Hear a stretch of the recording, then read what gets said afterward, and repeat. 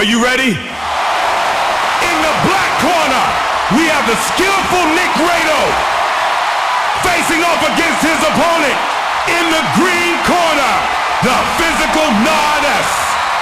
It's time for Nick and Nardus in the sheds. Hello, welcome to Nick and Nardus in the Sheds, a podcast for people who love rugby, but more importantly, love to have a bit of a laugh with it. My name is Nick Rado, and with me is Nardus, and we are going to break down one of the most important games of the weekend, which is the All Blacks versus Wallabies, Bledisloe Cup, but more importantly, the Eden Park curse, hoodoo. Crown jewel of a record that New Zealand holds dearly, and with each year it became kind of like, oh, this is quite cool, but now it's actually a lot of pressure on the All Blacks. I feel like there's more pressure on the All Blacks than there ever has been with this Eden Park thing, because you don't want to be that team to lose. So for those of you who don't know about the Eden Park situation, it is fantastic. The All Blacks haven't lost at Eden Park for 27 years, I think it is. I think it was 1984 was the last... No, 1994. 1994. Against France. Yeah. Always against France. Yeah, that was the game of the try from the end of the world. That's right. Yeah, so that's how dramatic it can be. So it's this weekend. It's the big build-up, All Blacks versus Wallabies. The Wallabies, this championship has been absolutely fantastic. It's the first time in a long time where I've actually gotten into the championships, because it's not just, oh, they're playing South Africa, and that's it. Yeah, pretty much. That's been it. So what's your thoughts on it, and as a South African, what's your take on it? Well, I've not seen a championship this close ever, I think, in this stage in the competition. The first time ever that everybody has 2 wins, 2 losses. Yes. If you had bet me $1 million at the start of it, the Wallabies would be on top of the log after 4 rounds, I would have taken that bet. Yeah, 100%. And they've lost well. Yes. If that makes sense. That could be that could be the winning of this championship, is how well you lose. Yes. Because the All Blacks did not lose well against South Africa. In fact, they got absolutely annihilated, if you want to talk to that in more passion. Oh, we can get into that in a bit, but let's just first talk about the Wallaby game. Yeah. Because the interesting thing for the weekend is obviously the All Blacks seem to not play their best rugby at the moment in the last 20. No. And the Wallabies seem to come back in the last 20 to win games at the moment. Well, the Wallabies don't turn up in the first half. No. They just get the bare minimum amount of points. It looks like, do you think it's a tactic? It's a false sense of security. Like, you're going into the sheds and you're Argentina and you're like 17, 18 points up. Played well, probably could have been more. Same with South Africa. Same, well, we're not too sure about the All Blacks, but Argentina and South Africa both have gone in with big leads. Yes. And gone, you know what, we've got this in the bag. But then I don't know what what Schmitty does in the halftime break to give them a little bit of a rack up, but something happens in that second half. What do you think it is? Well, they're still a young squad. And, a lot of these guys haven't played that level of intensity before. Yes. So I'm always wondering if that first half they're kind of finding their feet. Yeah. Trying to mentally cope with what's in front of them. Yeah. But then realizing very quickly that everybody is just another human. Yeah. And I think also the Lions series, you've got to realize that is huge. That's to massive. get up for that. So do you think the fitness could be the thing? I actually think they're probably fitter than other teams at the moment. And that's why they take him out in the last 20. Especially because on the high felt, they won. Which has never happened. Unheard of, right? And, well, it's, people have heard of it, but it's not common. The Wallabies haven't won on Ellis Park, I think, since like the 70s. Yeah, that's crazy. So there is a bit of complacency as well about the All Blacks in terms of they won the first test in Argentina and then I thought that they were just going to like blitz through in the second test, and then they didn't because they'd never beaten the All Blacks in Buenos Aires. There's a lot of those kind of records that are falling at the moment. Yep. And do you think, as someone who is not an All Blacks fan, well, not all that, someone who is not that's impartial on the fence, no skin in the game, a little bit of skin, but not enough to really, affect your Sunday if they lose. Do you think that the mystique or the aura of the All Blacks is gone? I wouldn't say that it's gone, but I think it's definitely taken a hit. Yeah. I think a lot of it has to do with the confidence the All Blacks display, even prior to a game. Yes. The haka as an example. There's many players who talk about, who've played against the All Blacks, how that moment is such an intimidating moment, and it actually, they almost win the game before they take the field. Yes. I was watching Dan Hooker's 1 minute gym scraps. Oh, yeah. As a bit of a tangent. And basically he gets pretty serious guys in the gym, and they all have to weigh in, and there's about 20 of them, and they all do 1-on-1 1 minute scraps, and then the winner, and there's no like kicking or whatever, it's just throwing hands down, whatever. Sure. And so there's people that go into that when you look at it and they're like, oh, they are intimidating. Like you look at them and you go, they're going to win straight away. Yeah. But then quite often they do. But then every now and again, there's somebody that weathers the storm early and then realizes actually they're not as big and tough as they are. And there is a sign on some gym that I think it's like, tiredness makes a coward out of everyone or something like that. I'm paraphrasing that. Because if you're not fit, you just give up. Yeah. And if you're not willing to hang on, I've always found this fascinating about the human body. You could be hanging on for your life at the edge of a cliff, and there'll be something in your brain to tell you to let go because you're tired. Yes.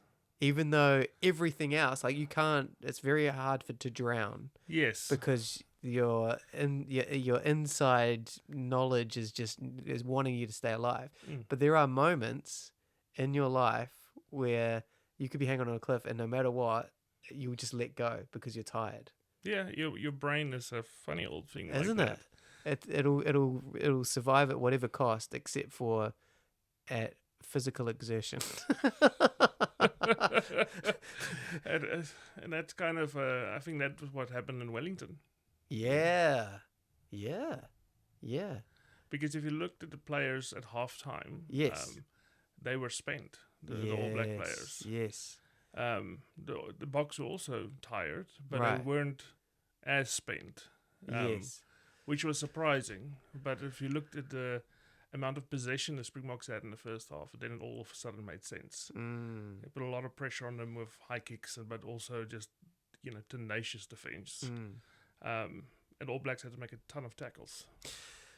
Yeah, and it was also backed up from that test that everyone walked away from going, I'm glad I'm not playing rugby at this point, at this high level. Yes. Because everyone just went, oh, no, there's no way you can do that week in, week out. No. And then they did it again for 40 minutes. And then I think that was the difference probably. I think because the fact that South Africa lost in that first game as well.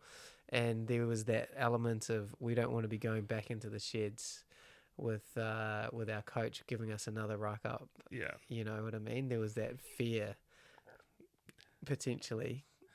Well, having seen how Rusty can lose it sometimes, absolute respect for the man, but I would not want to be the person receiving those words. Yeah. And he made some big calls. Made some huge calls.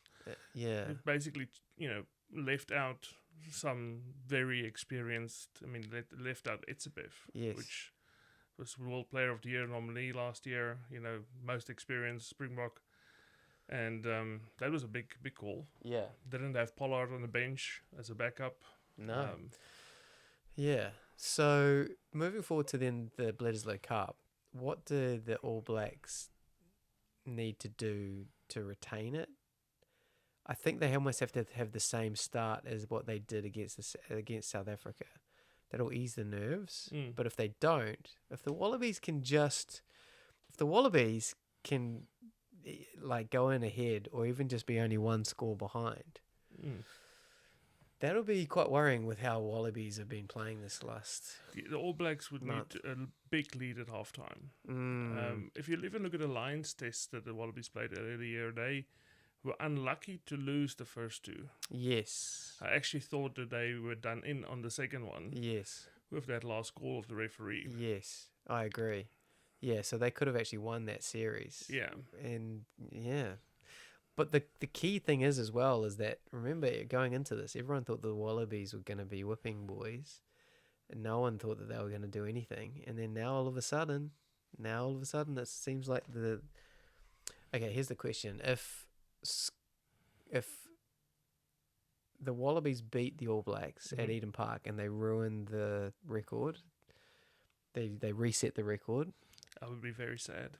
You'll be sad. Yeah, of course, because I mean that means we couldn't take it. That means South Africa couldn't take it. That's right.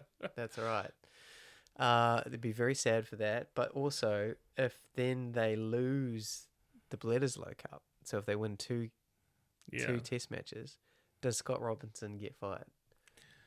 I think there might be a case for that at this point, because if you look at Scott's record at the moment, it's not looking great. No. And there were very high expectations of Scott before he started, also considering the pressure he put on New Zealand rugby to get the job.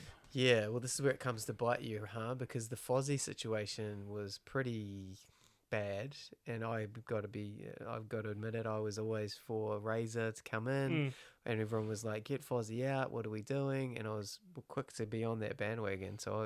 But now when I look back on it, it's like, it's pretty harsh. Like, how can you perform in your job when there's someone just hovering over if you're at a desk in the computer, it's very hard to be at your best making really quite critical calls. And for you not to play it safe because you know your job's on the line. Yeah. And so you would just make the safest calls possible, knowing that someone's hovering and having meetings with your own bosses. And you know that that's happening. Yeah. And you're still running the team. And then also players in the team knowing that that's happening, knowing this guy's could be out any minute, so I won't commit fully to this, or I won't 100% be behind this plan, because then you become Fozzie's player. Yeah. And then the new player comes in, or the new manager comes in and goes, well, I don't want somebody to, play that way or play that style. It's very hard. Oh, yeah. It's very hard. It's a very complex problem, but it makes me think back. I don't know if you remember, but Leon MacDonald left the coaching team because of differences about how the team should play. Really? This was right at the start of Razor's tenure. Leon was in the All Blacks. In the All Blacks, yeah. Leon was the backs coach, and I think it was a month in or so. The first couple of tests happened, and then he left the job because, amicably they said, because there was a difference of opinion on how the style of play should be. Wow. Where's Leon MacDonald now? I don't know, actually. Because he was coaching the Blues before that, so I don't know where he's landed. Yeah, interesting. But it makes you wonder, if they pull the rug from Razor. Yes. Does Joe Sweet come in? 100% he does. And people would be up for that. Look what he's done with the Wallabies. Yeah. The Wallabies were, if they played Scotland, Fiji, some of the island teams as well. Well, Fiji is an island team, but other island teams as well. You would have backed them. Australia were kind of like Wales. Yes. Are now. Wales is wailing at the moment, constantly. Yeah. Yes. Yeah. Well, it seems like, they need... if they play against Japan, they will be harpooned, because Japan are a decent team, but they shouldn't beat Wales. And they shouldn't beat Australia. And they shouldn't have beaten the Springboks. They shouldn't have beaten the Springboks as well. Yep, that's true. I forgot about that, actually. That was a dark day. That was a dark day. But you guys, that's what you needed. You just sort of bounced back. Yeah. We did make a bad choice of coach right after that, but Who was your coach after that? Alistair Coetzee. Oh, okay, yes. The 50-something nil game in Albany. Oh, yes, that's the one. Interesting. Yeah, so there's lots to go for. But so as a fan, what are you hoping for? What's your predictions? What do you think is going to happen? What do you think needs to happen? And yeah, do you think that it could go this weekend? It's hard to make an exact prediction, but what I will say is I think if the Wallabies are within 10 points at halftime, the All Blacks are in trouble. Really? Yeah, interesting. And I think that's what Sky Sports would want, because then you justify the pay increase or the price increase. Yeah. What about South Africa versus Argentina? Have you seen the team? No. The Brussels pick? So No. he's basically named the side that played in Wellington, Okay. but with Etzebeth coming back in. Okay. The Jaeger is injured, the Jager we would say, but he's injured. Yeah. So he's out of the squad for the weekend. Yeah. And he's brought Dialande back at inside centre and moved Willemse back to fullback because Fassi is injured. Okay. But overall, this is probably the strongest team that we could currently field. Are you playing in South Africa or is it in Argentina? It's in South Africa. It's in South Africa. In Durban. Okay. Which is not a great hunting ground for us. Right. But it is the team that he's picked. If they play to their strengths, I think they'll probably win by 15 points. Yes. But Argentina has probably got also the best attacking backline in the whole They competition. look great. Oh, they're fantastic. They look fantastic. Chocobaras at centre is amazing. Yeah. They look brilliant, and they can score points from anywhere, and they've got great goal kickers as well. So if the penalty count's high, that's pretty. Yeah. Where is South Africa playing Argentina in Argentina? They have actually moved the game to Twickenham Oh, of course. because it's a money spinner for Argentina. Okay, fair enough. Yep. So, but that actually plays into the hands of the Boks Yeah. because we've always played really well Yes. at Twickenham. Yeah. But there's also so many South Africans in London It that feels it's like pretty much a home game. Yeah, that's very true, actually. Okay, great. Well, so that's the sort of, I guess, the topical element of the podcast out of the way. Let's go into the looking back in history element of rugby. So this enables us to go look back at some of the, I guess, highlights, lowlights of the game, but equally we sort of try and tie it in with something that's happened this week. We're talking about records. We're talking about the Eden Park record in particular that could go this weekend. Now, speaking of one of the records is that South Africa are the most winningest team in the Rugby World Cup.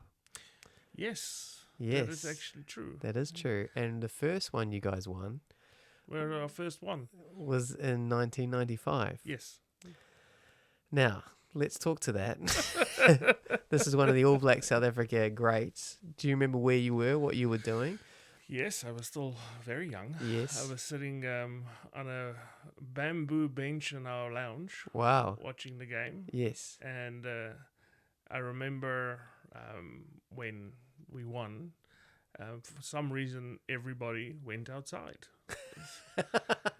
at the same time. Why So did the you go street- outside? Don't know. The streets were filled with people pretty much immediately. Really? Yeah. So they just wanted to connect and say, did everyone else see that as well? Yeah. Yeah. And I mean, I grew up in very, very small towns. And even there, it was all the neighbors were out. Everybody was basically just embracing this Yeah. extraordinary thing that's just happened. So talk us through your take on that, because our take on it was we'd just demolished England. We looked really great. We looked phenomenal. Kind of like what the Black Ferns did to Ireland. And then they played Canada the next, in the semi-finals, and we all know what the result of that. There can be a little bit of complacency, I think, sometimes when you have a great result like that and when you look so dominant. But over here, it was kind of, we were going into the evening because the game, I think, was at like 3 o'clock in the morning here. maybe something similar. I remember not waking up for it. I think I was like a teenager, I think, at the time. I remember not waking up for it, and I remember thinking I'll wake up for the second half, and then I got up, and I, in my mind, thought it was going to be the second half. It was kind of like when I didn't watch the Black Caps final versus England for the one-day international final, that one that went into super overs and things like that. And I was very surprised to see it was still going. And that was the same for the All Blacks 95 final. And when I got up and was chatting to my sister and her now husband and my brother-in-law, and he gave us the debrief as to what was happening. And he says, "Oh, we've been playing really badly. People have been throwing up on the sideline, all this kind of stuff." And it came down to like drop goals and things like that. Our feeling here was disbelief, and our feeling was like something was off. What was your guys' feelings?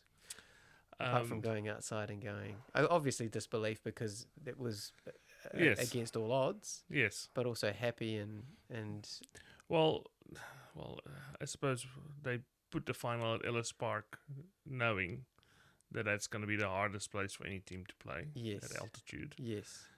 Which could have had something to do with people throwing up after all that extra time. Yes, it could have had something to do with it. Yes, but they were throwing up before the game and during the game as well. What do you think to that? Because for those of you who don't know, there was rumours Susie had poisoned or had given food poisoning to most of the All Blacks, and the reason why they think that was the case because every single All Black, well, it was about 13 of the starting players were sick, and there was only 3 or 4 that didn't get sick, and they didn't eat at the hotel, they ate elsewhere, and that's why they were thinking that there was food poisoning there because of that. Now, South Africa's side of this, what do you go to that? Well, I saw Mark Ellis on the Sports Cafe once. Whether he was sober or not, I don't know. Yes, but probably not. Yeah. But I asked him, why didn't he get sick? And he said, they snuck out and went to McDonald's. The problem is, McDonald's didn't arrive in South Africa until like 6 months later. Oh, okay. Interesting. So the timeline doesn't fit. The timeline doesn't fit. Okay. And, if I had to come back to New Zealand after losing that game, I would probably also say I was sick. You're going to throw it on them. That's good. I like that. Yeah, interesting. Because I don't know if you ever rewatched the game, or was it too painful? Have I rewatched it? I've rewatched the highlights. I don't ever watch rewatch. I remember some elements of it where we were trying to give it to Jonah, and then you guys were just absolutely just all over him. Like you had like 2 or 3 people on him.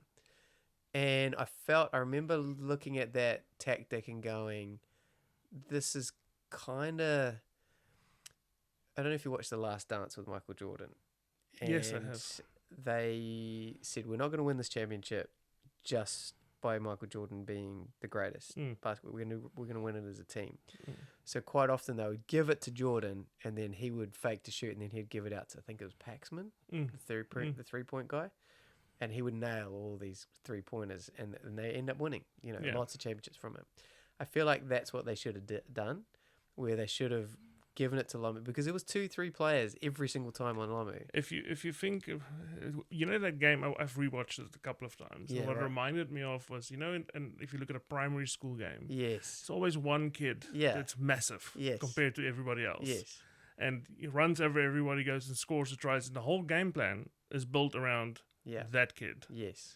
Well, that's what it felt like with the final. It felt like there was no plan B. The plan was Jonah is going to run over everybody. Yeah. And it was a shock to the system when all of a sudden that plan wasn't working. No. Jonah never scored against South Africa. That's a fun fact. He never scored against South Africa. How many times did he play against them? Quite a few. Really? Yeah, I think it's at least 10 tests. Wow. He never scored. Never scored. What do you put that down to?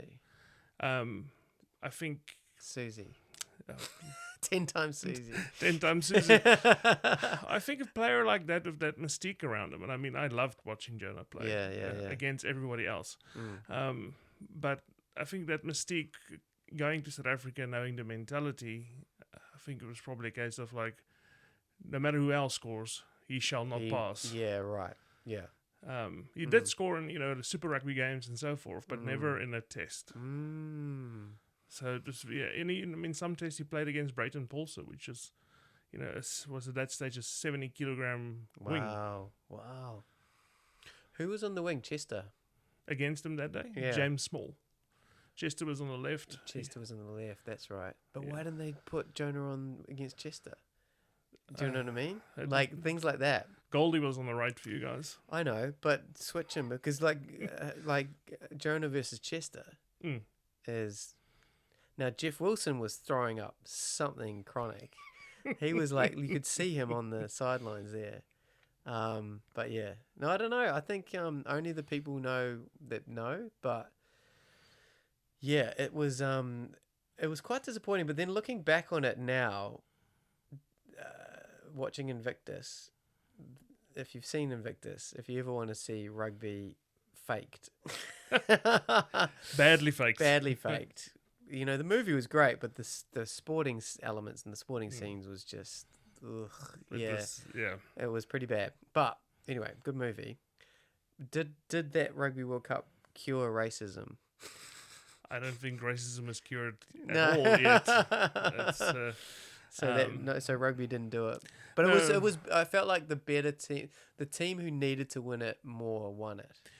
It did unite the country and showed people that you can actually be united. I mean, in 2007 when we won, obviously Mandela wasn't there for that one, but I was in Port Elizabeth at that point, which was a city, and it was absolute chaos after that one. Not in a bad way, but chaos because it was unexpected. Yeah. Yeah.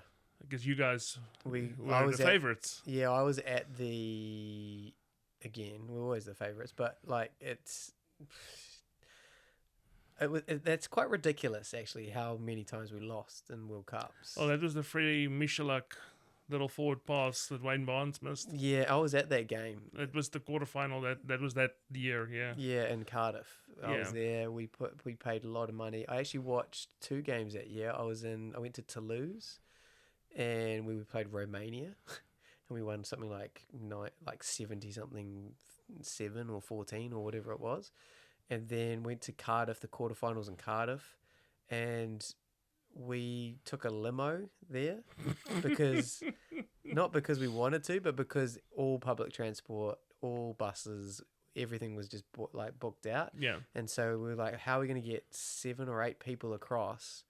And then all the shuttles were all booked, all the vans were all booked, and we're like, we don't want to hire it. All the hire cars were booked. It was impossible to get across from Bristol to Cardiff.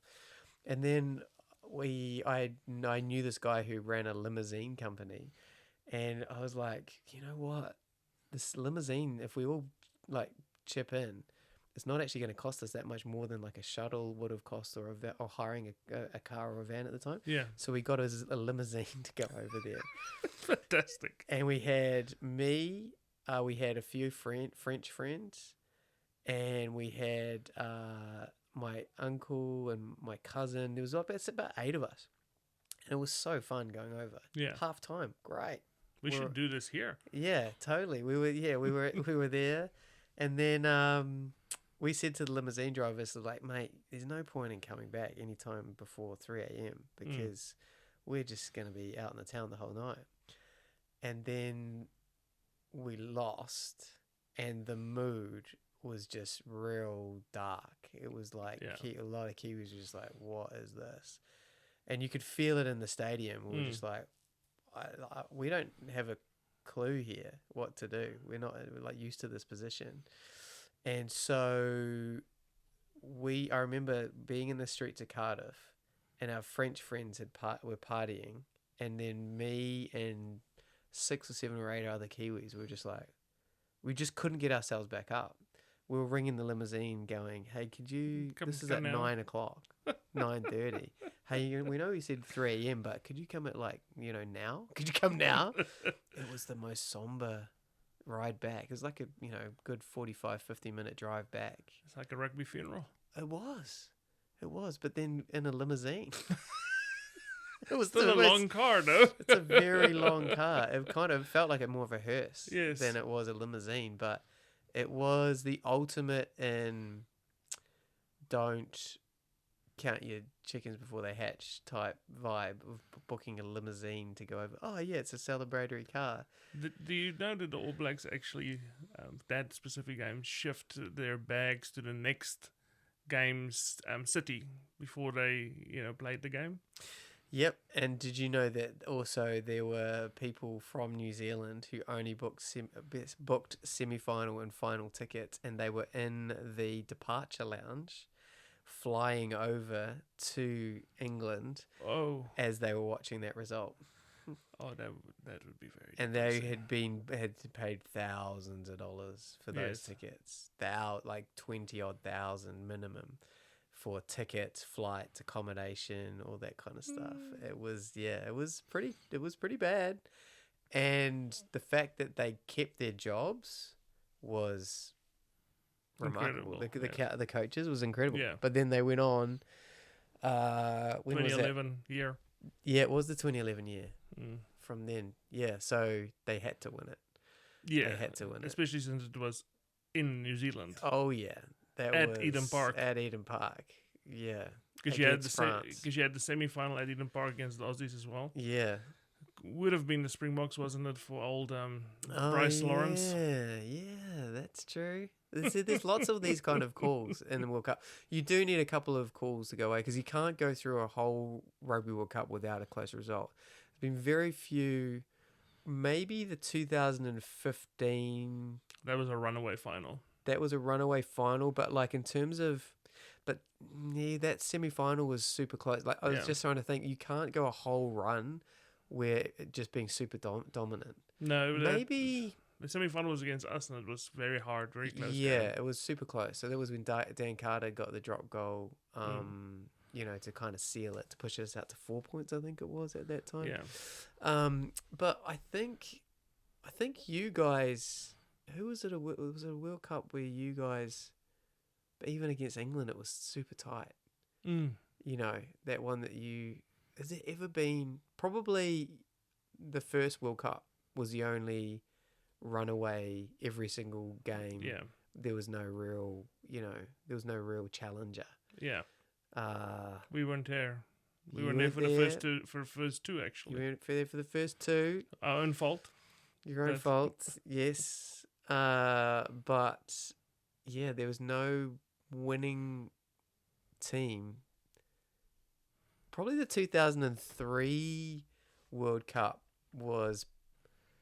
With England won. Yeah, well, yeah. I do know that England side was probably the best England side that's ever taken a pitch. Yeah, because they beat us in here as well, I think the year before, on a series. Not just one game, it was like a series. And we were just like, oh, that's, that'll be fine. But you would have been knocked out in the semis or the quarters in 2003 then? 2003 was the semi-finals. Semi-finals. So we got knocked out in the quarters. Quarterfinals, yes. Yeah. That was the year that we also had Kamp Staldraad. Do you know about that? No. What's that? Oh, I thought you knew about this. No. So for World Cup preparation in 2003, Rudolf Strauly was the Springbok coach at that point. Yes.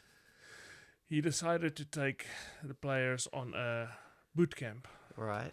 A proper military boot camp. Okay. But to the point where they were quite literally naked in the bush and forced to fight each other. Yes, that actually happened. It sounds like a Prince Andrew party. It does sound like a Prince Andrew party. Yeah, no one sweated the whole time. It was very, very unique. This sounds very, very what do you call it? Ritualistic. Yes, the players didn't respond positively to it, shall we say? Really? No. So by the time they got to the World Cup, they weren't in the mood to even be there. Wow. because they were still looking off into the distance of the emotional trauma of Yes, the new feelings that they'd found. yes, the PTSD that The they have. PTSD, Yeah. looking off into the distance. John Smith was in that squad. Victor Matfield was in that squad. There was a whole bunch of Really? yeah. Wow. So, talk us through what they actually had to do. So they had to go fight each other naked in the forest. What was the thinking behind it? What was the Well, theory? it wasn't really a forest. It was more like the Highveld. So, where you can expect to see a few lions and so forth. Right. So, a little bit more intense environment. So what do you mean by fight? Like wrestle or like punch? fist fight. Yeah, I know. But why? I don't know. So How many weeks before? this would be a month before the World Cup. Yeah. It was out of decisions. People like injuries, like broken hands, How grazes, cuts, How they got stitches. through it without anybody not making it to the World Cup, I do not know. But it was, if you look at the videos from that World Cup, you'll notice a lot of the players got shaved heads. Shaved heads. Why is that? Because they shaved their heads, military style. Really? Mm. So, what was the thinking behind it? What did they were hoping to get at, and who won? Who came out the best out of that? The players that have been there have been very quiet about, the particulars about who had to fight who. Really? Yeah. Really? But, it all came out in the media right after the World Cup. And Charlie obviously lost his job. Really? Yeah. Yeah. Did he have to do a press conference apologizing and have to do it naked? That would have been, I think, the ultimate punishment. I think it would have been punishment for everybody else. Yeah. Yeah. At altitude as well. Yes. Yeah. Yeah. So I don't know exactly, all the happenings, but I know John Smith has spoken about it a few times. Really? And just the insanity of it, but it's one of those dark spots in the blotches. So what? If we don't understand why, what do you think? What could you gain? So you're the coach. You're making people go naked into the forest, and you're making them fist fight. What will you try and get out of that? What would be your The only reasoning? thing that I can think is that he was trying to do what the military does when they take in newbies and basically break them down and then build them up. Right. But I don't think you can do that in a week. Yes, you got to build them back up, and I guess it's kind of like, what is the point? It's like, well, I think he wanted obedient soldiers, not who is going to get naked and do exactly as I say, yeah. and no matter what the consequence. I want you to fight that person naked. Will you do that command? No. Okay, you're on the bench. Well, I probably... Okay with that. Yeah, unless you're naked on the bench and then there's splinters involved. So maybe it is better to fight for your way for the position in the team. Yeah, that's a tricky one. There's been lots of different team building exercises that have... People don't love a team building scenario, and they don't like hearing that teams have gone on team building. No. They don't like... Or a culture workshop. A culture workshop. They don't like people going out and building things. They don't like them going out and carrying things. They don't like them going out drinking. What would be an acceptable team building if you heard, okay, my rugby team before a World Cup is going to do this? What would be the acceptable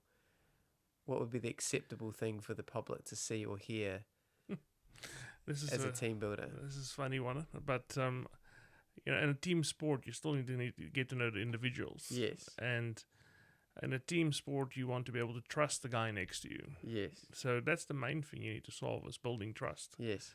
So finding a way for people to spend time individually with each other. Okay. So that they can understand where, everybody's got different circumstances they come from. Speed dating. Kind of, yeah. Right. But more in a, the next 3 days, you and you are rooming together, and have this activity that you guys can go and do. Maybe it's golf, maybe it's right. Nothing weird. Yes. And basically let people be people. Are you basically saying that the next South African boot camp should be the Batchelor? Yeah, probably. where the Batchelor is Rassi, and he hands out roses to the different players that he wants to meet. I would love to see that. You've got 20 odd men trying to get into the South African team. Can you imagine if a squad's announced like that, and it's like, yeah, coach walking up and standing there with his bunch of roses and calling the players? What's a South African flower? A protea. A protea. Yes. He'd have to hand out the proteas. Maybe that's it. Maybe that's the key. So you get Rassi handing out proteas to the next proteas. Yeah. That is it. And only 23 can be selected in the squad. They're all, it's like a TV scenario. They've gone out in different events. Yeah. Dates, if you will. And got team building, got to know them. You've got some backstory as well from some of the contestants. I feel like they should be contestants. They shouldn't be players. No, yeah, definitely. They should, have to write in. Is there a video? Is there a audience voting type? Oh, obviously, yes. Yeah, and it should be a series. Oh yeah, it should be a TV series called The Proteas, and only 15 can make the top team. Who's going to make it? You start out with, let's say 100, and then you whittle them down. And I think it should be ceremonial as well to get rid of them. How would Rassi deliver that? Sure. You take away their biltong? I don't know. You take away their biltong. That could be one of them. You could put all the different TV shows into one, like a MasterChef element, and it's just like who makes the. And there should be stuff where they get through to the next round, not based on rugby skills. It should be like who makes the best biltong. Who pours the best brandy and Coke? Absolutely, yeah. Okay. The Proteas. And now, if Razor had a show, mate, what would that one be called? Oh, Dancing with the Stars. It would just be him breakdancing in the middle of everything. I feel like also as well, Razor, going back to Razor, he hasn't done that in a while. He's been quite reserved. He's been pretty good with the press conferences and things like that, but it just feels like there's a lot of pressure on, almost like he needs to take the pressure off himself and just go let him do him. And because it's all a bit serious at the minute. Very serious, and it's out of character. It is out of character, and I feel like he focuses and he excels in the fun and in the rallying around the boys and being one of the boys. And I feel like there's so much scrutiny on him that he's almost like robotic in his ways. He's a robot dancer, not a break dancer now. He's a bit robotic now. Yeah, he's doing the old robot dance. He should be doing the break dancing. So there we go. If you can let go, but what a position to be in. It's hard because the whole weight of the nation. Because it's kind of like that thing of like, why aren't you taking this seriously? Yeah. Yeah, and the whole weight of the nation going, what? Because if you lose, it's like he wasn't taking it seriously. Yeah. But if you win, you're like, oh, I love it how he just doesn't take it seriously. Yeah. So we don't judge fairly, do we, as fans? No, especially when we don't know what's going. But where we do judge fairly, because we've seen the whole process, is a reality style picking of rugby teams. Absolutely. The Proteas coming to what would it be on? Oh man, it's gonna have to be on Netflix. I think Disney Plus surely because of the old Welcome to Wrexham type thing. Yes, I think that's the way that you guys should And they should do one of the episodes where they are naked fighting and trying to impress the coach. Yeah, there should be trials and tribulations that go in it. I think that would be good. If we had every single team, like the Cherry Blossoms, the Silver Ferns, to be the Roses, England Roses, let's just do a whole series of rugby teams being picked. The Scottish Thistle would be a tough one. He'd be granted the Thistle and he'd be like, bottle of whiskey. Yeah. So there'll be a lot of a lot of pricks, should we say, in that team. But I think we've got to the real crux of what we would like to see, because they do build-ups for each World Cup of like packages of like, hey, meet the team type thing. Let's do a whole TV series about it and let's just change it, because then that would get fan engagement. You look at UFC, they look at stories, Yeah. they build rivalries. Yep. So even if it's not a championship game, you kind of like, these people hate each other, so you want to see them go at it. I think you kind of need to do that, but more in a Gossip Girl type situation where, did you hear what so and so said about that, the team captain or the coach? That's hilarious, man. Yeah, so I think that's it. We've solved it. Okay, well, that was Nick and Nardus in the sheds. This is the kind of stuff that gets talked about in the sheds when you're not playing. And that's probably why we've not been picked by the coach, because we put together ideas like this. But we'd love to hear your feedback and your thoughts as well. What would be your what's your worst team building experience? If you're a South African rugby player, you could probably write in. If you are on that tour, please write in.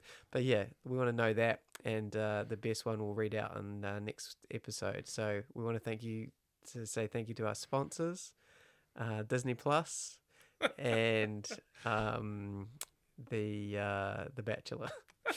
So, but anything for you to sign off, Nardus? Oh well, good luck for the game this weekend. Yes, very much so.